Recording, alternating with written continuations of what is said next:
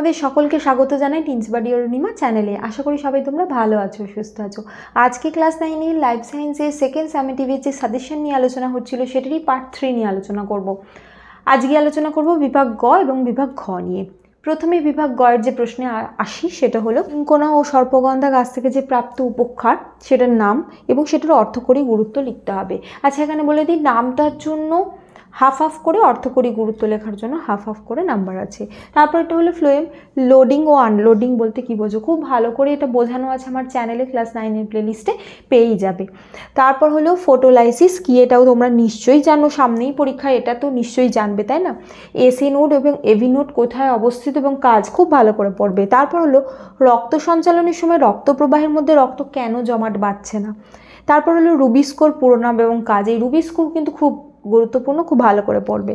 তারপরটা হলো গ্লোমেরুলীয় যে পরিশ্রুত সেই তরলটাকে মূত্র কেন বলা যায় না, কারণ এরপর গ্লোমেরুলীয় যে পরিশ্রুত তারপর সেটা যখন মানে নিকটবর্তী সংবর্ত নালিকা, পরাসংবর্ত নালিকা, দূরবর্তী সংবর্ত নালিকা এগুলোর মধ্যে দিয়ে যায়, তখন অনেক কিছু পদার্থ ক্ষরিতও হয় আবার পুনঃশোষণও হয়, সেই জিনিসটাই বুঝিয়ে বলতে হবে। তারপর হলো ইটিএস কি, ইলেকট্রন ট্রান্সপোর্ট সিস্টেম কি। তারপর হলো তোমার শ্বসন এক প্রকার অপচিতি বিপাক, এটা বুঝিয়ে বলতে হবে।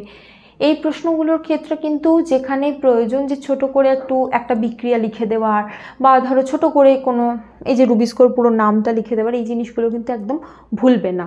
এরপরের যে প্রশ্ন সেটা হলো হলোজৈক ও হলোফাইটিক পুষ্টির মধ্যে দুটো পার্থক্য, খুব খুব গুরুত্বপূর্ণ প্রশ্ন। এই প্রশ্নটা কিন্তু আসে, অবশ্যই ভাবে পড়ে যাবে।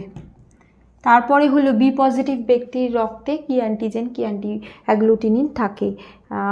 এই জিনিসটা বলে দিই যে এক্ষেত্রে কিন্তু শুধু বি পজিটিভ নয়, এ পজিটিভ মানে এ বি ও সব কটার পড়ে রাখবে। তারপর হলো দূরবর্তী সংবর্ত নালিকায় উপস্থিত একটা হরমোনের নাম ও কাজ, এটা হলো এডিএইচ, অ্যান্টি ডায়াবেটিক হরমোন, এবং সেটা কাজ করে হলো জলের পুনঃশোষণে কাজ করে, এটা গুরুত্বপূর্ণ প্রশ্ন। তারপর এটা হলো হৃদপ্রাচীর সংলগ্ন যে মানে বিশেষ সংযোজী যে কলা হিসাবে এসি নোড এবং পার্কিনজি তন্তুর ভূমিকা। তারপর হলো রক্ততঞ্চনে ক্যালসিয়াম এবং ভিটামিন কে এর ভূমিকা। তারপর হলো মানুষের স্থায়ী দন্তসূত্র, আইসি মানে ইনসাইজার, ক্যানাইন, এগুলো তো সংক্ষেপে লিখবে, পাশে কিন্তু I for incisor, C for canine, M for molar, এগুলো সব মেনশন করে দেবে। এখন আলোচনা করব বিভাগ ঘ এর যে প্রশ্নগুলোতে। এক্ষেত্রে 3টে প্রশ্ন করতে হয়, প্রত্যেকটার সাথে অপশান থাকে।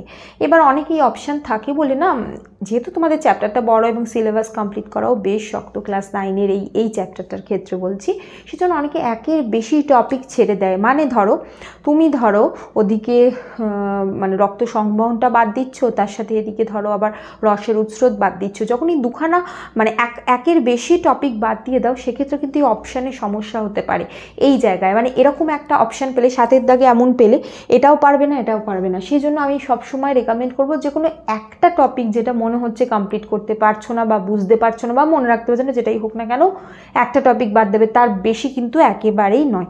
আচ্ছা, দ্বিতীয় যে কথা সেক্ষেত্রে সেটা হলো যেহেতু অনেকটা নম্বরের পরীক্ষা, সেই জন্য চেষ্টা করবে যেগুলোতে বেশি লেখা সেই প্রশ্নগুলো অ্যাভয়েড করে, যেগুলো স্কিম্যাটিক্যালি ছবি ছকের মাধ্যমে চক্রাকারে দেখাতে বলছে সেগুলো বেশি লেখার চেষ্টা করবে, সেক্ষেত্রে সময় বাঁচে কিন্তু একই নাম্বার পাওয়া যায়। আরও একটা টিপস সেটা হলো যখন তুমি ছকাকারে কোনো কিছু লেখো না, সেটা টিচারদের দেখতেও অনেকটা সুবিধা হয়, সেক্ষেত্রে মার্কস পাওয়াটাও অনেক সোজা হয়। যখন তুমি ইতিহাস লিখেছো ধরো হাফ পাতা জুড়ে, সেক্ষেত্রে সেই লেখাটা গোটাটা পড়ে সেটাতে মার্কস বসানো, তুমি হয়তো অনেকটাই ভালোই লিখেছো কিন্তু সেক্ষেত্রেও পুরো মার্কসটা পাওয়া যায় না। সেই জন্য সবসময় চেষ্টা করবে যখন প্রশ্ন বেছে নিচ্ছ এরকম ছকাকারে চক্রাকারে এরকম কিছু যখন প্রশ্ন আছে তখন সেটাকে অ্যাটেন্ড করার চেষ্টা করবে। আর লাস্ট যেটা সেটা হলো এইখানে অনেক সময় একের বেশি ছবি আঁকার প্রশ্ন থাকতে পারে, চেষ্টা করবে একের বেশি ছবি আঁকা না করতে। যদি হাতে যথাযথ সময় থাকে এবং ছবি আঁকতে যথেষ্ট পারদর্শী হও আলাদা, যদি সেটা না হও তাহলে অনেক স্টুডেন্ট কি হয় ছবি একের বেশি দুটো ছবি আঁকতে চেষ্টা করছে, সময় অল্প, বারবার মুছছে বারবার আঁকছে, এই সমস্যাটার জন্য কিন্তু অনেকটা নম্বর চলে যায়। এই জিনিসগুলো মাথায় রেখে এই বিভাগ ঘতে এটা মাথায় রাখতে হবে। প্রথমটা হলো 3টে প্রোটিন ভঙ্গক উৎসেচকের নাম লিখতে বলেছে, শিরা ও ধমনির মধ্যে পার্থক্য লিখতে বলেছে। এবার এখানে বলে দিই, দেখো তোমায় 3টে প্রোটিন ভঙ্গক উৎসেচকের নাম লেখার জন্য তার 3 নম্বর দেবে না, মানে যদিও সেটাই বলা আছে, এবার ব্যাপারটা হলো এই জায়গাতেও একটা ট্রিক আছে, যে তুমি শুধু ধরো প্রোটিন ভঙ্গক 3টের নাম লিখে দিলে, রেপসিন, তারপর পেপসিন, রেনিন, এরকম। কিন্তু তাতে কি হবে জানো, হয়তো পুরো মার্কস নাও পেতে পারো, কারণ তুমি এটার পাশে কাজটাও মেনশন করে দেবে, তবে তো 3টের জন্য এক এক করে নম্বর পাবে, তাই না? এটা যদি 3টের জন্য 1.5 নম্বর থাকতো তাহলে বোঝা যেত যে শুধু নাম লিখে ছেড়ে দিলে। তার মানে পেপসিন, যেটা খরিত হয় পাকস্থলী থেকে, যেটা কাজ করে প্রোটিনের ওপর, এইভাবে লিখবে। আশা করি বোঝাতে পারলাম। তারপরে এর সাথে যেটা অপশানে আছে সেটা হলো বৃক্কের গঠনগত কার্যগত একক, মানে নেফ্রনের ছবি আঁকতে হবে, এগুলো দেখাতে হবে। এনলিল লুপ, দূরবর্তী সংবর্তনালিকা, নিকটবর্তী সংবর্তনালিকা, বাউম্যানস ক্যাপসুল। তারপর হলো বিক্রিয়া সহ কেলভিন চক্রটা লেখো, আর এর সাথে আছে ফটোফসফোরাইলেশন। আর এর সাথে যে অপশানে আছে সেটা হলো রসের উৎস্রোতের জন্য দায়ী বল, সেটা সম্পর্কে একটা সংক্ষেপে ধারণা দিতে বলেছে, এবং বাষ্পমোচনের বহির্নিয়ন্ত্রক এবং অন্তর্নিয়ন্ত্রক। আমি সবসময় প্রেফার করবো কেলভিন চক্রটা তোমরা লেখো, বা আমি যদি তোমাদের জায়গায় থাকতো আমি লিখতাম। তার কারণ হলো এটা চক্র, লিখতে কম সময় যাবে, বেশি এক্সপ্লেনেশন নেই এখানে, বুঝিয়ে দেওয়ার ক্ষেত্রে অনেকটা বেশি লিখতে হবে, তোমাদের এফর্টও অনেক বেশি যাবে, ঠিক আছে? এইভাবে কিন্তু প্রশ্ন চুজ করাটাও একটা ব্যাপার, যাতে তোমরা ভালো নম্বর পেতে পারো।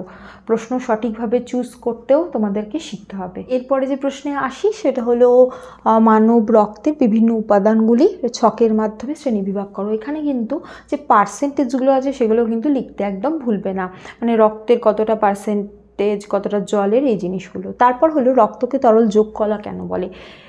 ছকটার জন্যই বেশি নম্বর, কিন্তু রক্তকে তরল যোগ কলা কেন বলে এটাও গুরুত্বপূর্ণ প্রশ্ন, পয়েন্ট করে লিখবে। তারপরের যেটা সেটা হলো মানে এর সাথে যে অপশানে আছে সেটা হলো মানুষের হৃৎপিণ্ডের চিত্র অঙ্কন করে এগুলো দেখাতে হবে। ত্রিপত্র কপাটিকা, বামালিন্দ, মহাধমনী, ফুসফুসীয় ধমনী।